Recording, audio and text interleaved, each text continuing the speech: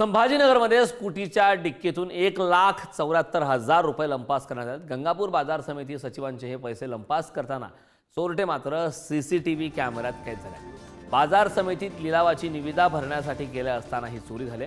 छत्रपती संभाजीनगर जिल्ह्यातील गंगापूर कृषी उत्पन्न बाजार समितीच्या सेवानिवृत्त सचिवांच्या स्कूटीमधून 2 चोरट्यांनी तब्बल $2.25 लाख पळवल्याची घटना घडली।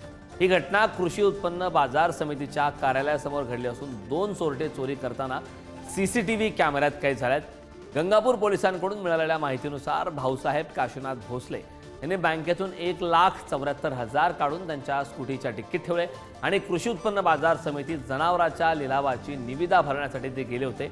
याच संधीचा फायदा घेत 2 चोरट्यांनी त्यांच्या स्कूटीच्या डिक्कीचे लॉक तोडून त्यात ठेवलेले 1,74,000 रुपये कॅश आणि बँक पासबुक चोरून नेले।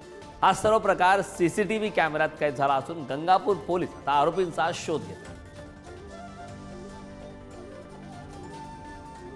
तब्बल $2.25 लाख स्कूटीच्या डिक्कीमधून चोरी करण्यात आल्या। त्या संदर्भात आता गंगापूर पोलिसांच्या माध्यमातून तपास सुरू आहे। गंगापूर बाजार समिती सचिवांचे पैसे चोरट्यांनी पळवलेत। हे संपूर्ण दृश्य सीसीटीव्ही कॅमेऱ्यात कैद झाले। स्कूटीच्या डिक्कीतून $2.25 लाख लंपास केले आहेत।